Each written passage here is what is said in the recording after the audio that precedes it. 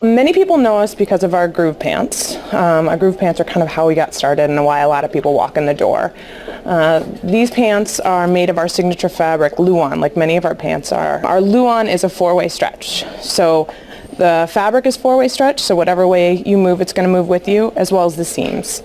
At a Lululemon store in Boston, assistant manager Kate Carson explains the benefits of one of the company's popular products, a black lycra yoga pant called the Groove. Lululemon's price point is high, $98 for these yoga pants versus about half that for other name brands. Another fan favorite is this Shape warm-up jacket, again made of Luon, the company's signature fabric that's pre-shrunk and designed to withstand up to 5 years of strenuous workouts. Price tag for the Shape jacket? $99. 80% of a garment's cost is in the fabric. We work with the best fabric mills in the industry. We work with the best chemists in the industry so that we can get the best fibers. We work with other scientists, whether it's NASA or others, so that we can get special finishes. The second thing is by the way we construct it. Having a garment that's ergonomic to your body, that actually has cut marks in the right place, or mesh in the right place, or special fabrics in the right place, breathing holes, zippers, etc., is actually quite expensive, and it's a very intricate process. Along with that, create the best liners so that anything that touches your skin is not only functioning, but it feels amazing. Well, I like their product. It lasts a long time. It's good quality. And I'm a very athletic person, so I live in these kind of clothes, as you see. New stuff comes out and you see it and you think, oh, that would be really great, and you keep coming and it gets really addictive. It gets very expensive. Did you see the mesh in the back there? So it's just so that you can get some extra breathability if you're doing a lot of sweating or anything like that. Lululemon refers to its sales staff as educators. Their job is actually not to sell clothes, but to merely educate their customers, whom they call guests, about the technical features of the garments. We have to know everything about every single piece in here. It's not just, sorry to say, like the Gap, but where you're like, oh, can I help you? Here's a shirt, it looks really great on you. It's, we're talking about fabrics and technologies that we're kind of developing and how it's going to work for the guests. They're a lighter weight fabric, so they breathe. This interaction between educator and guest is at the heart of Lululemon's corporate strategy, and it's why the company avoids wholesaling its merchandise, choosing instead a vertical retail model. It's difficult for a typical consumer to understand the difference between a $98 pair of black lycra pants and a $39 pair of black lycra pants. We are vertical, so we can put more money actually into the R&D. We can put more money into the product, and we don't have to split it. So if you look at our pair of pants versus a competitor who's in wholesale, the quality is incredibly different, and ours is going to last up to 5 times longer. But to the average consumer, there's a $60 price difference, and they don't get that. So we have to do our education. They're super comfortable, really easy to breathe. As I've gone and looked at whether it's the Adidas product or the Nike product, and some of them are fantastic, but there's very little explanation as to why one bra is $65 and the other is $45. And in a wholesale environment where you don't have educated, or you don't have people educating the guest on that point of differentiation, they'll choose the mid-price point. That's why we call the staff in our stores educators, because really their job is to educate in the points of product differentiation and why the garment is technically fit, and as we educate in that, the consumer sees the value, which allows us to have the higher price point and actually pay for the functionality that's in the garment. If we start arguing over whether a zipper pull is 50 cents, a penny, or $1, and the closer it gets to, the 50 cents or a penny, the more easily copied it is and the less differentiation you have in that garment. So maintaining the quality is number one for us, for the guest, in both the attention to detail in the garment, and then that creates a barrier that our competitors can't achieve. Everything is pre-shrunk. We pre-shrink these 3 times before we even put the zippers in, so that you're not going to get any of the buckling that's there. The hoodies are double lined. So education really is the highest form of sales. That's the way I've always thought about it, is that I don't have to sell the product. It'll sell itself as long as I just tell somebody why they're paying what they're paying. And then people get it. So when you come into one of our stores, we just want to tell you the benefits of our product, and it's just education. We're never going to tell you to buy something.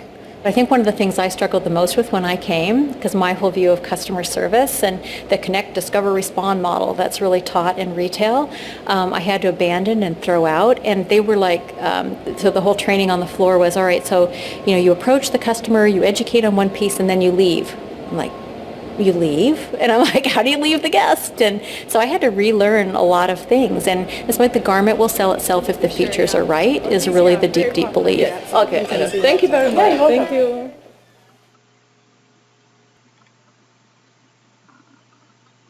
So it starts here, and then it comes here, and then it's got a line to go straight down. Lululemon's research and development process relies heavily on feedback from guests and athletes. The black's going to work out really well because black is so shiny. But I am the designer for the running line and the outerwear line for Lululemon for women's stuff. We get the opportunity to travel around to all of our different locations where we have stores, and we hold design meetings, which are like focus groups with like leading athletes in the communities, and we get to sit down and talk to the educators, and we really get all this feedback that comes directly from our stores, and then we can implement it right away, so you feel totally connected to the communities and the athletes that we're designing for. Something as simple as a dialogue in the fit room. These would be really great, but, or I love this, or this seam is irritating, or whatever it might be. That conversation is alive and happening in the fit room. We call the fit room educator a fit expert. There's a sheet of paper back there where she can jot down information. There's a design feedback chalkboard as well. So design feedback comes in a lot of ways, and we take that and we compile it and forward it on to our design teams in Vancouver. So how are you educating? You still go Ted's Fit to Lisa's Fit? Right from the beginning, early days, we got feedback from our guests because we worked on the floor, and we realized that the closer we were to the guest, the better we could make decisions. So that became a huge part of our winning formula in terms of always working on the floor. So everybody works on the floor at least once a week in the retail operations department. Other departments it may work less, like 4 hours a month, but it's really recommended that they work as much as possible on the floor. Once we get that feedback from the floor, then we have a weekly meeting, an operations meeting, where we say, what did you learn on the floor this week? Lululemon recruits fitness enthusiasts and yoga instructors from the communities surrounding each store to serve as product testers. Called ambassadors, these local athletes provide regular feedback to Lululemon's product development staff, while also feeding into the company's organic word-of-mouth marketing.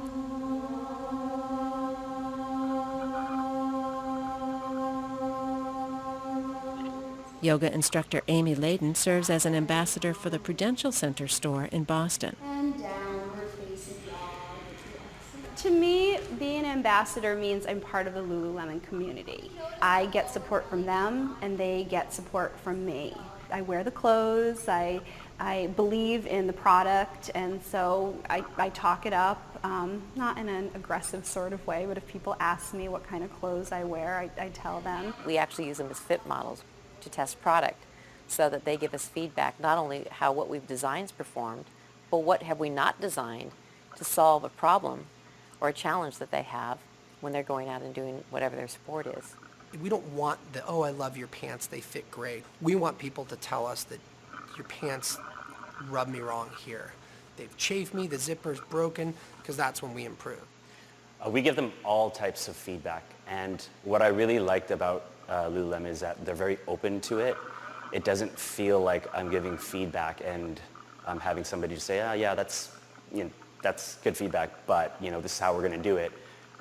They, I think, really take a lot of pride in their feedback loops. Monthly, we have a product call that the design team and the field, the merchants, production, the allocators, the planners, everybody cross-functionally gets together in a store and calls and talks about what's working, what's not working, and some of the issues that we'd like to solve.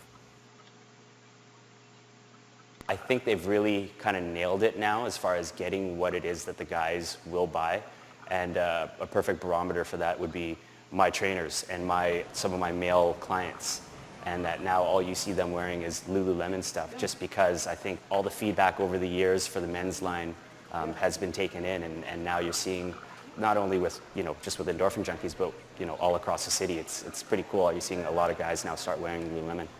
I'm here today to buy a pair of pants. I'm going on a road trip, and so I just wanted a pair of more comfortable pants just as I drive across Canada. I shopped here back in university. I owned sort of a whole suit, and it was more just a comfort thing, just wearing it to school every day, and I could just, it was versatile enough that I could wear it. I mean, being a university student, I could wear it all the time, and no one would really know that I'm wearing the same pair of pants 4 days a week. Try on the sneakers this time, and we can kind of gauge where they're falling with shoes.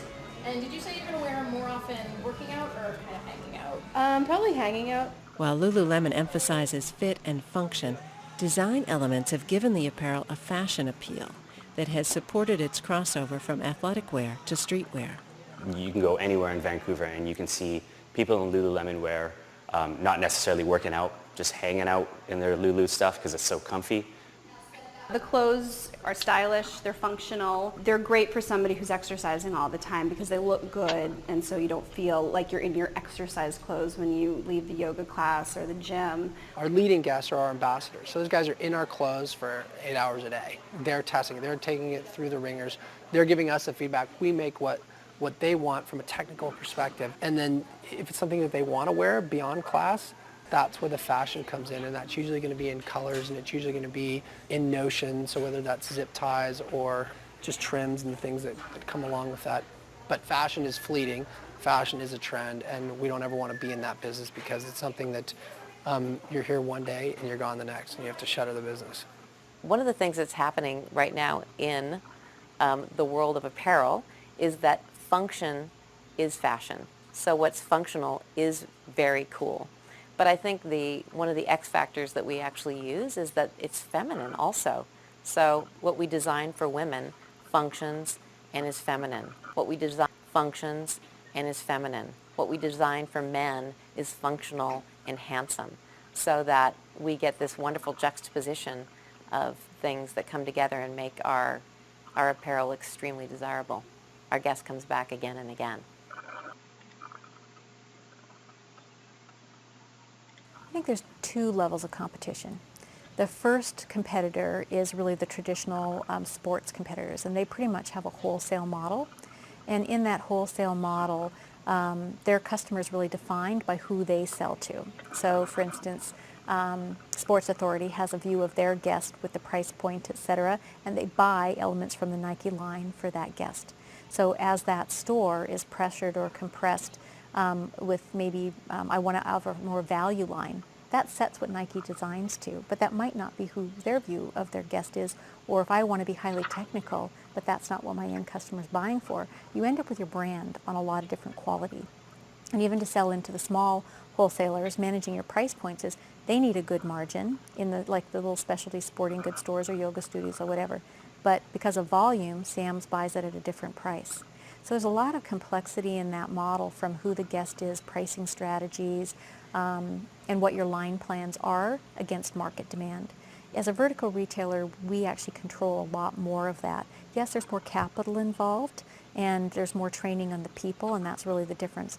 But for women in particular, they want to shop in that retail environment where there's service that's compelling, there's an emotional story that's not offered. And I think that's why, a big part of why we've had a competitive advantage. The other side is really the soft line side. So whether it's the Victoria's Secrets or the J. Crew or the Eddie Bauers or everybody who's announced lately that they're going to do a women's activewear yoga line in addition to all of their fashion lines.